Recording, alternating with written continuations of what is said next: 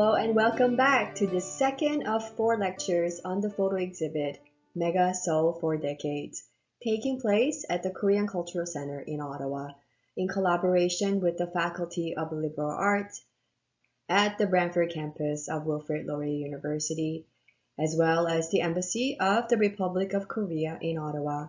I am Dr. Christina Han, Associate Professor of History at Laurier Brantford. This lecture is titled Reality and Art, Documentary Photography in South Korea.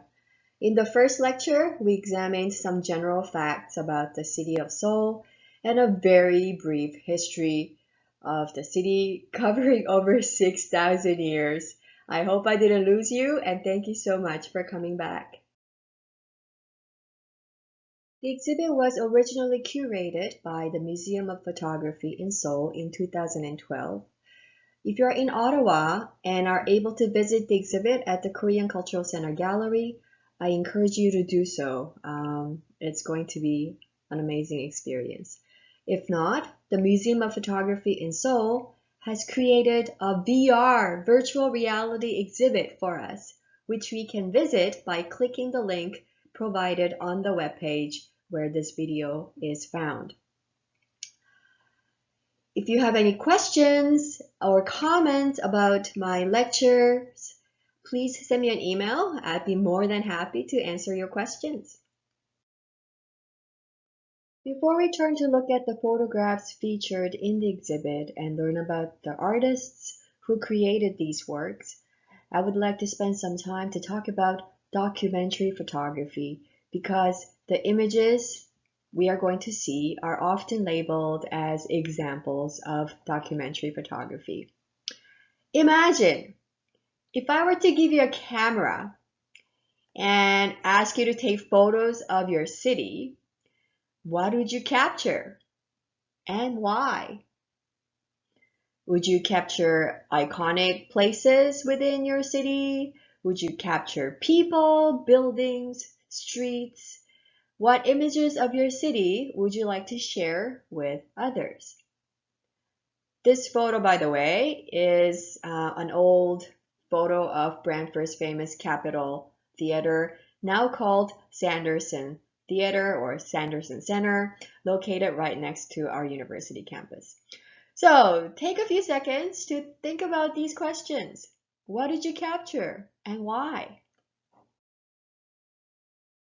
Since its invention in the late 19th century, photography has changed the way humans represent and experience their reality. While photography was used popularly to create portraits of people and pictures of famous places and curious things, it was also used to reveal the true reality. So here are some examples of early photographs capturing iconic places like Eiffel Tower. We also see a family portrait, also a portrait of the so-called exotic peoples and exotic places taken by Western European photographers. In the 19th century, photographs were seen as true representations of reality. They were seen as testaments and were commonly used to document evidence of historic events, such as war, as we see in this example. This is where the expression documentary photography comes from, the fact that photographs document historic events. Photography, or documentary photography, was also used to record lives of the poor and underprivileged as early as in the late 19th century, beginning in Britain, where photographers used the medium to reveal injustices suffered by the urban poor to highlight the problems of socioeconomic inequalities, like this one that shows a British family living in London's slum in the late 19th century. A representative documentary photographer from this period includes Jacob Riis, who in 1892 published his really famous and influential collection of photos, which he called The Children of the Slums, documenting children who lived in London's slums. Documentary photography also became very important in North America. Here we have a really famous documentary photograph by Lewis Hine. It's called Sadie Pfeiffer, Spinner in Cotton Mill, North Carolina, dated 1908. Lewis Hine was an American sociologist and photographer who used photography as a way to bring about social reforms, social changes. His photographs of child laborers working in factories across the US played an important role in raising awareness and eventually reforming child labor law in the United States. Documentary photographs usually draw attention to real-life situations, which the photographer believes require some kind of corrective action, such as child labor. And that is why documentary photography, or this type of documentary photography, is also called social documentary. Well, by the time we get to the early 20th century, people began to realize that the things captured in photographs might not be truthful representations of reality, but rather creative interpretations. Photographers were, after all, artists whose works perhaps revealed more about their creators rather than the physical reality captured in their works. Take a look at this photo by August Sander, a German photographer who is considered to be a documentary photographer. But as we can see in this example, Girl in Fairground Caravan, a fantastic photograph, while representing images of everyday German people in the early 20th century. Sanders' work, as in this example, definitely shows his unique style and perspective. The understanding of documentary photography also continued to evolve. In the 1930s, John Grierson, a Scottish documentary filmmaker who is considered to be the father of documentary film in Britain as well as in Canada, coined the term documentary. His famous definition of documentary goes like this. The documentary is the creative treatment of actuality. Grierson, along with other documentary photographers and filmmakers, considered documentary as firmly rooted and committed to the depiction of social reality, but equally as an art and aesthetic concern. By the 1960s and 1970s, documentary photography evolves into what is commonly called documentary art photography, which effectively combines Grierson's theory of documentary in the 1930s with new photographic practices inspired by the conceptual art movement in the 1960s and the 70s. This kind of documentary art photography was also called the new documentary in the United States. The works of Diane Arbus, take a look at this example, Child with Toy Hand Grenade in Central Park. This is a really famous photograph by her, dated 1962, is a great example of the new documentary style of photography. Another representative artist of this new documentary trend was Robert Frank. Here we see an example from his famous work called The Americans, published in 1958. It captures scenes of everyday America in raw and expressive way, and we'll return to Robert Frank later in this lecture. So why am I talking about all this? As we will see, some of the works on display in the MEGA SEOUL 4 Decades exhibit are examples of documentary art photography, and we'll learn about them very shortly. And now, let's briefly talk about the history of photography in Korea. The first Koreans to be introduced to photography were diplomats. In the 1860s and 1870s, who, while visiting China and Japan, had a chance to have their photos taken by Western photographers there. This is a photo of Oh Kyung-suk, a translator and envoy, who, while in Beijing, China, in 1872, on a diplomatic mission, got his photo taken by a British photographer. By the 1880s, a growing number of Koreans who studied photography in Japan and China set up their own photo studios in big cities like Seoul. These pioneering photographers were in fact established artists who became interested in this new technology. They include Ji Un-young, the man on the left, who was a painter and a calligrapher, and Kim Gyu-jin, who also was a painter and a calligrapher. Kim was a highly accomplished court painter and calligrapher. And Kim was also known to be the first Korean man, or first man in Korea, to get a Western style haircut. Do you like his hair? I think his hair looks really nice, don't you think? Kim went to Japan and studied photography there for a year with the support from the Joseon Dynasty court, and set up a photo studio in Seoul when he returned and called it Cheonyeongdang Photo Studio. And we see a photograph of the photo studio, and it opened in 1907.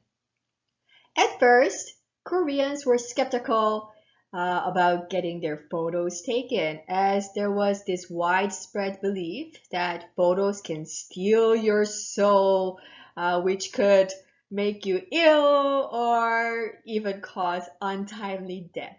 And this belief was a common one across East Asia. At the time, as people believed in this inseparable connection between one's self and one's representation. However, despite these beliefs, photography became quickly popularized. The image on the bottom right is an advertisement of his photo studio from 1907. And it says, the photos of female clients, will be taken by a female photographer. So who is this female photographer? It was Kim's wife. He taught his wife how to operate camera, and his wife became Korea's first female photographer. And just as in the West, early photographic works produced by Korean pioneers in photography were mostly portraits, like this one. And here is a photo of King Go-jong taken by Kim Gyu-jin in 1905.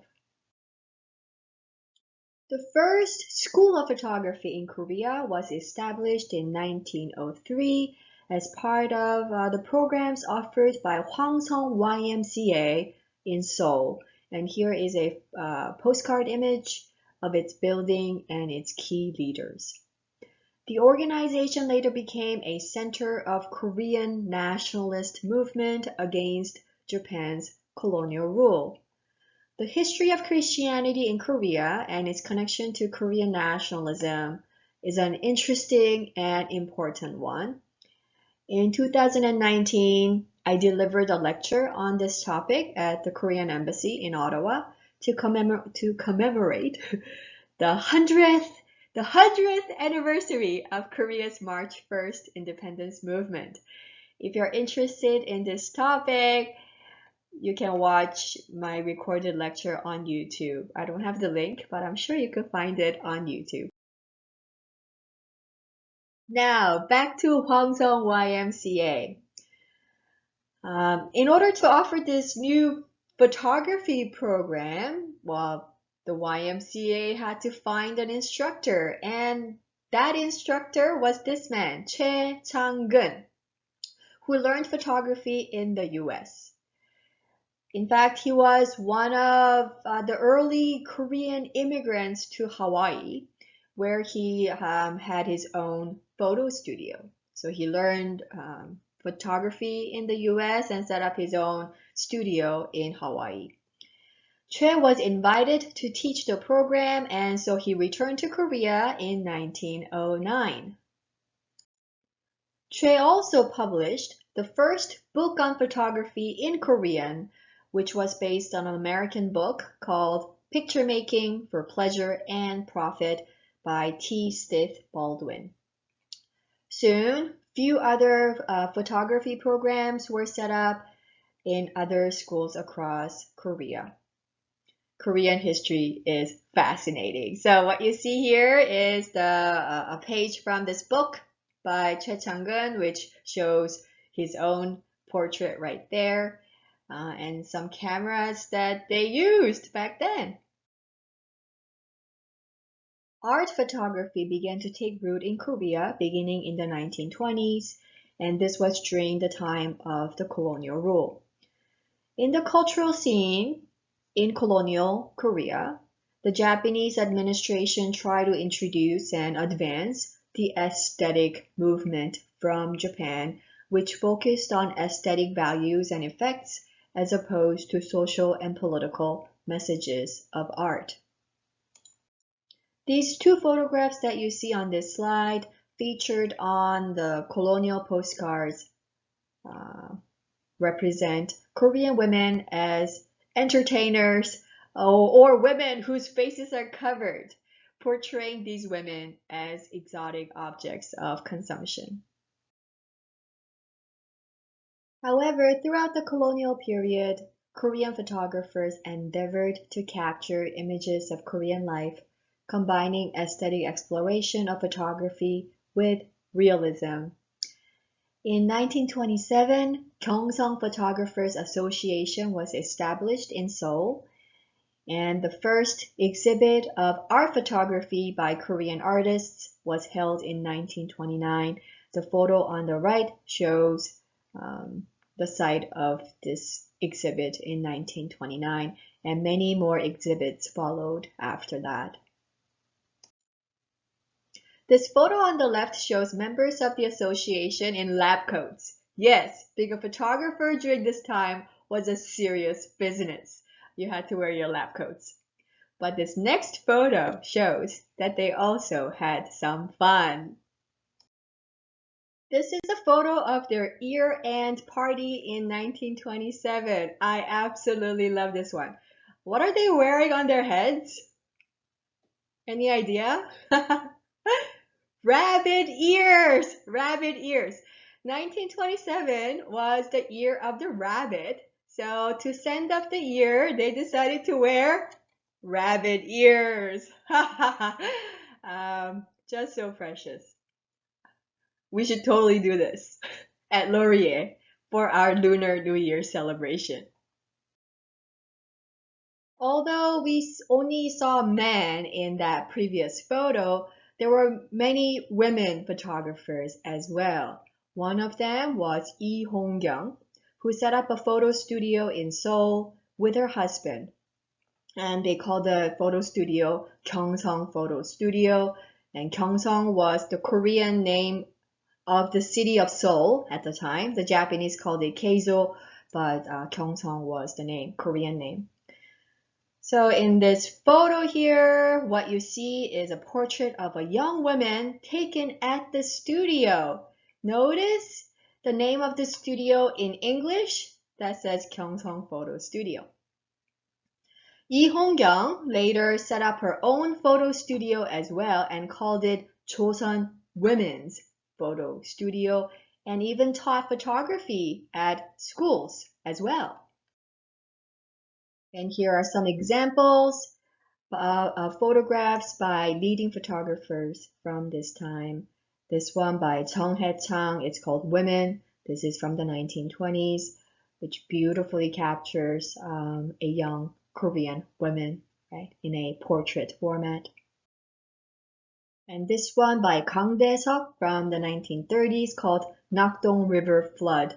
The river flooded and he thought he should take a photo of it.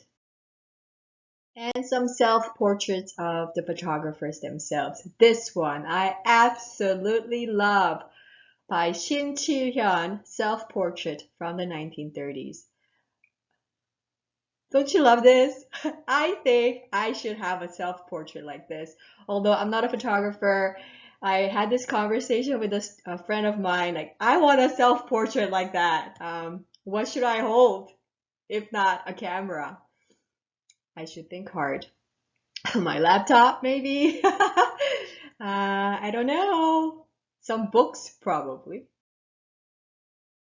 In the 1940s, documentary photography emerged as a new and important development, used especially by artists with socialist views to reveal poor working conditions of Korean laborers across the peninsula.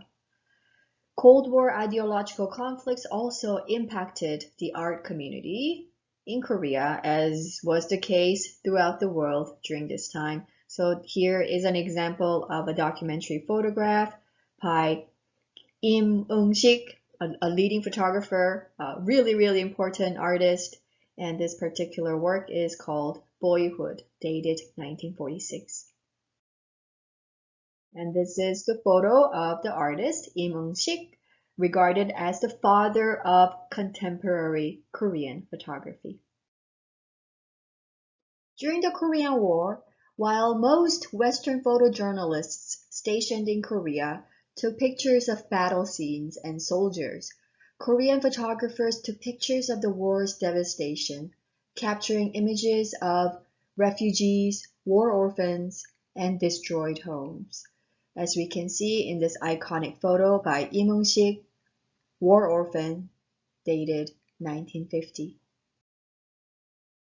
After the war, in the South Korean photography world, thanks to the works by photographers like Im Eung-sik, there was a renewed interest in realism, which led to the development of a movement or style called everyday life photography.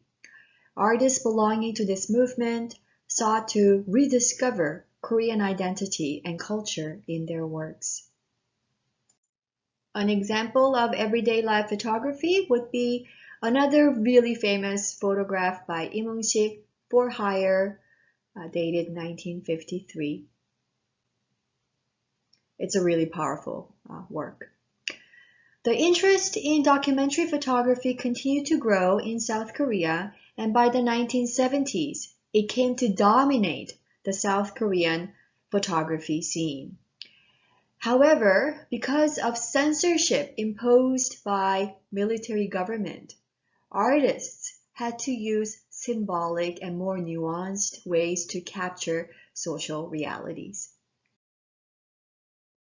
In the subsequent decades, documentary art photography continued to develop in South Korea.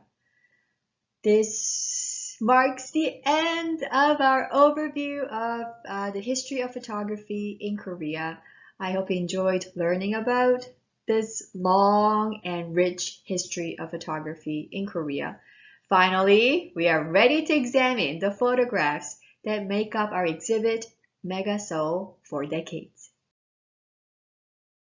On display are 55 photographs of Seoul from the 1970s, 80s, 2000s, and 2010 by 12 artists. They demonstrate the transformation of Seoul over 4 decades, as well as different artists' vision and experience of the city. I want to introduce the works of 2 artists in this lecture and the others in the following 2 lectures. The first 2 artists that we are going to look at are Soontai and HAN Chungshik. By the way, East Asian names place the person's family name first, followed by their personal name. So in the case of Hong Soontae, Hong is his family name and Soontae is his personal name.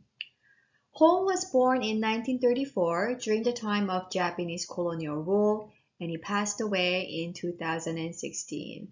Take a look at the photo of artist Hong. He looks really awesome.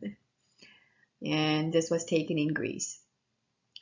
He lived through some of the most tumultuous times in Korean history, including the colonial rule, independence, division, the war, post-war reconstruction, military dictatorship, and rapid modernization, industrialization, followed by democratic revolution and globalization. He's seen them all.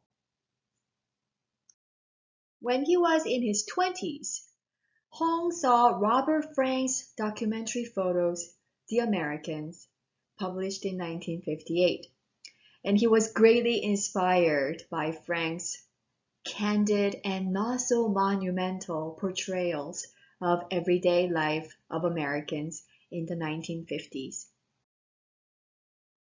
Hong's documentary photography is also characterized as honest and direct portrayals of reality, building on the tradition of social and art documentary.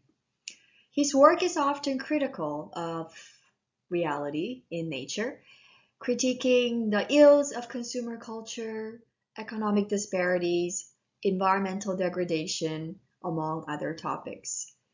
He's a highly prolific artist, scholar, professor, and author. An interesting fact about him, he has said that he never slept more than 5 hours a day. Not more than 5 hours a day. He was a highly productive person. Well, but maybe not as a baby. I'm sure he slept more than 5 hours a day. As a Seoul native, Hong had a special love for the city. He photographed consistently for over 5 decades throughout his long and illustrious career, the pictures of the city Seoul. He took pictures of many different places in Seoul, including everyday life people, such as this one, Old Villager Visiting Seoul, dated 1974, which is part of the exhibit. In his works, we can really see the changing faces of the city for half a century. Later, he donated over 700 photographs of Seoul to the City of Seoul archive for public records. The photos by him showcased in our exhibit were previously displayed in his solo exhibit entitled Seoul Still Walks Today, and this is the exhibition catalog.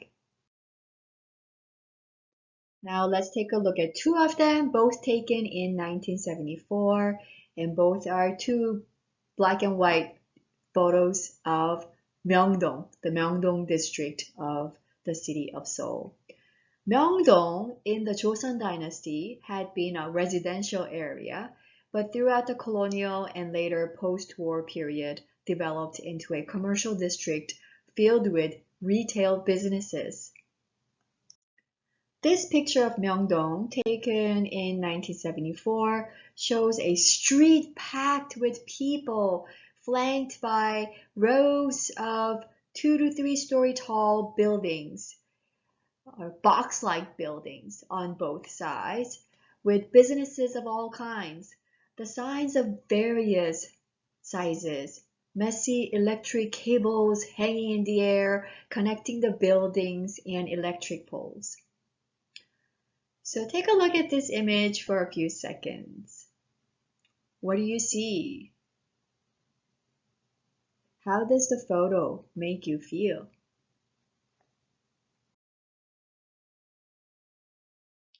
There is an excellent book on the history of Seoul by Professor Ross King at the University of British Columbia, Canadian.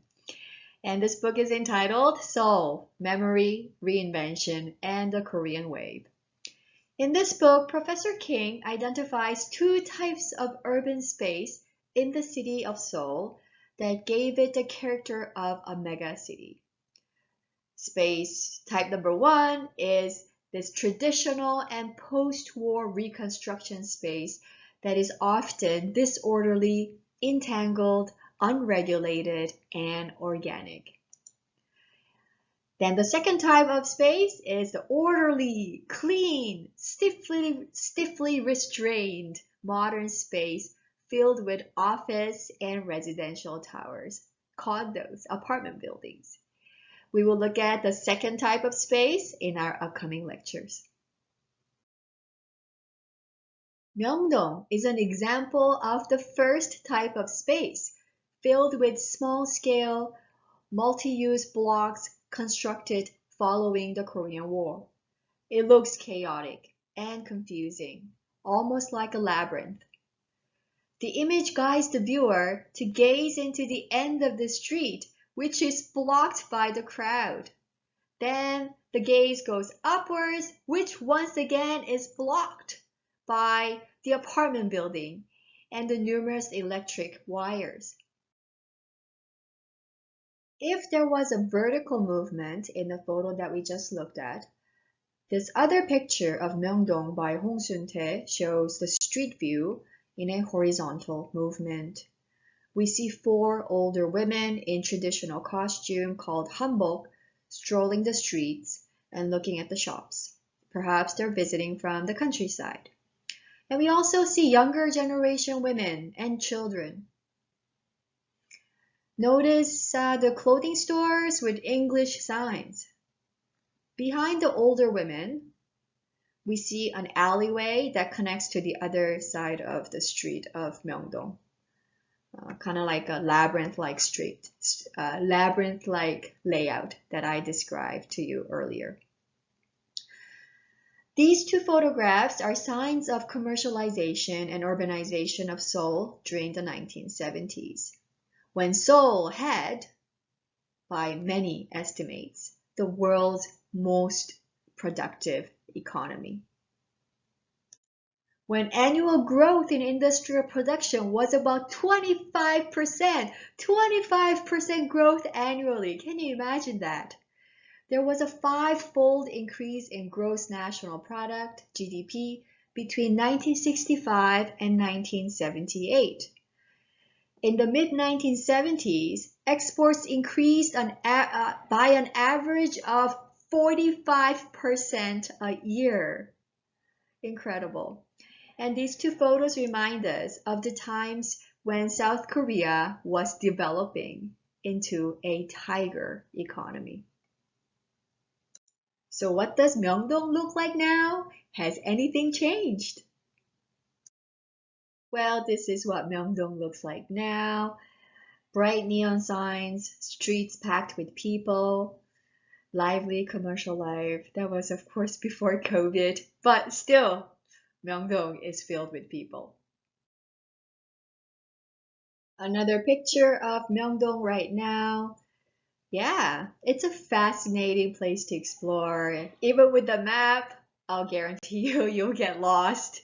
So the best thing to do is to experience it as you roam. Just roam and expect to be surprised. The second artist that we are going to look at in this lecture is HAN Chungshik. That's him right there, who also took photos of Seoul in the 1970s and the 1980s.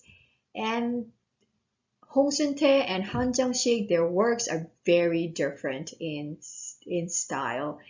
And they also show very different faces of the city of Seoul. The older spaces, the newer spaces, and in very different styles.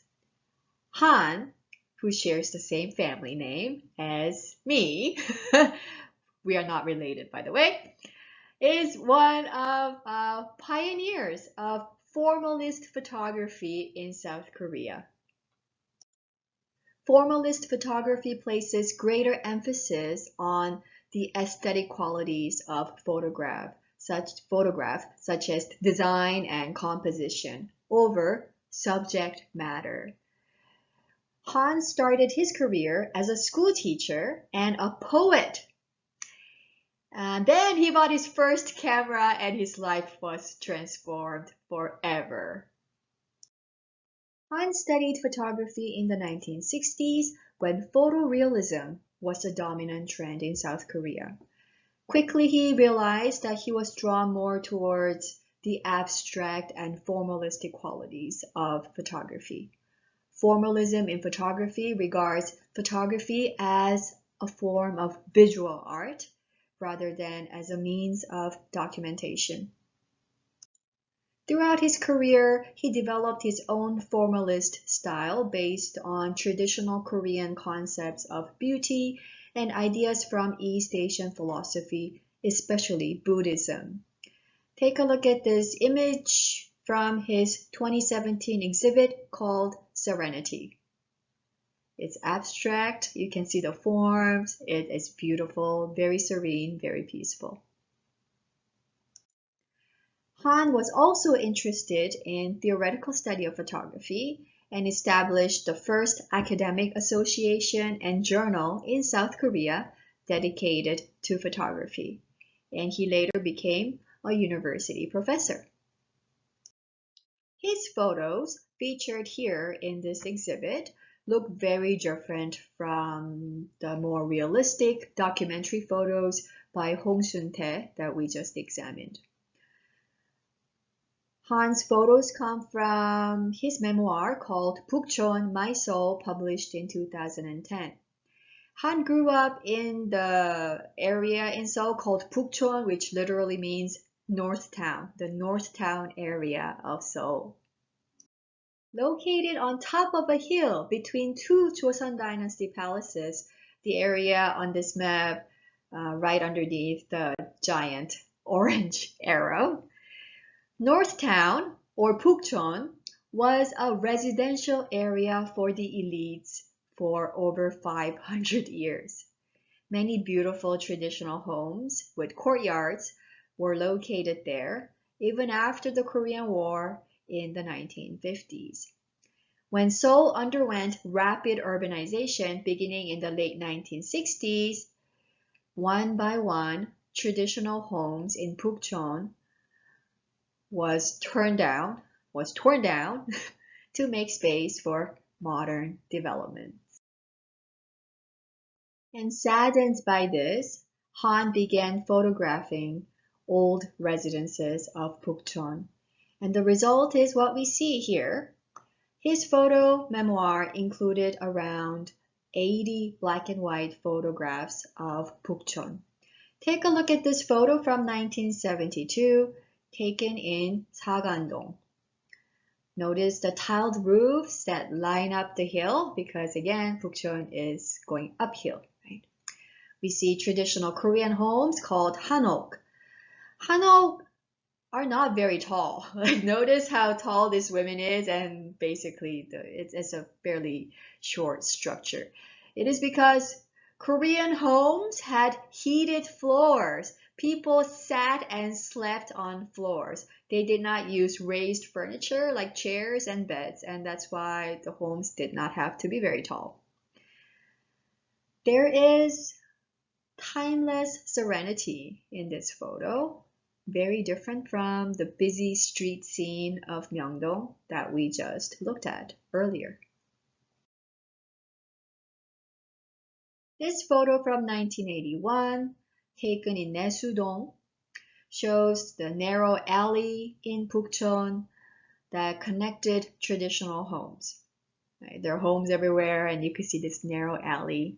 We see 3 schoolgirls in their school uniforms walking up the staircase. Although people are shown in these 2 photos, they are not the focus of attention, but rather the space, forms, shapes of traditional homes. And this photo from 1980, taken in Wonsadong, shows another narrow alleyway in Pukchon. And we see the play of light and shadow, right? The irregular and natural looking staircase. And we also see a Korean flag that hangs down from a pole. Han has said in interviews that in his photography, he explores the world beyond language. He describes photography as an art of encounter. An encounter which emerges from this meeting between the world of objects, and the artist. He compares his photography to poetry, reflecting his earlier career as a poet. He writes, when a photo like a poem is born, it's an exhilarating experience. In fact, we can certainly sense a kind of poetic nostalgia in these photos of Pukchon. So what does Pukchon look like now? This is what it looks like now. Some traditional homes are still there, but Pukchon has become a major tourist attraction in Seoul. And it is one of my favorite places to visit when I am in Seoul. We've covered so much in this lecture today, from the history of documentary photography in the West to an overview of the development of photography in Korea, and then finally to the works by Soontai and HAN Chungshik. I would like to end this lecture with a reflection on photography and its relation to reality and art, as the title of my lecture suggests. Photography as a creative medium has inspired many artists all over the world since its inception in the late 19th century to explore the meaningful dialogue between reality and art. Someone has once said about photography that taking an image, freezing a moment, reveals how rich reality truly is. Reality, this moment we have right now, is so rich yet so fleeting that it is impossible for us to fully grasp the depth of reality each moment brings. Aaron Siskind, an American abstract photographer, has described how photography influences the way we engage with reality in this famous quote. Photography is a way of feeling, of touching, of loving. What you have caught on film is captured forever. It remembers little things long after you have forgotten everything. Photography is a way of feeling, of touching, and of loving. And it remembers little things. How true that is! Here is an old photograph of a Korean family taken in the early 1960s in Seoul. This is a photo of my mother's family. You see my grandparents. To their right, you see my two aunties. The girl on the left in the traditional dress is my mother. And next to my mother are my two uncles. My grandfather, who was an avid photographer, took this photo after getting his doctorate in dentistry in 1964 using the timer function on his camera. So why am I showing you this photo? Everyone in this photo, except my second aunt and my big uncle, later came to Canada. My big aunt's family came first in the 1970s. Then my second uncle came. Then my mother, along with my father, myself, and my brother. Then my grandparents. My grandparents passed away in Toronto. I was talking to my uncle, the youngest boy in this photo, a few months ago, and I asked him, why he was looking away and he was looking so miserable in this photo. And my uncle said either he was distracted or he had an argument with his older brother just before this photo was taken. My family's story of Korea and of Seoul is also Canada's story. And tens of thousands of Korean Canadian families like ours are living among other Canadians from diverse cultural backgrounds. Here's a famous quote by photographer Robert Frank, which I love very much. There is one thing the photograph must contain: the humanity of the moment. That sense of shared humanity is what I hope you can experience in the photos of Seoul that you see in this exhibit. Seoul might be a city on the other side of the globe, but the people who live there, their lives and their stories, have much in common with the shared lives and stories of humanity. This photo by Han Chungshik of one of the ancient gates in Seoul called Donhwamun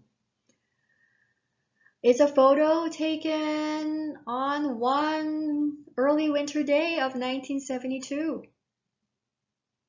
That moment, that instant, captured in this image.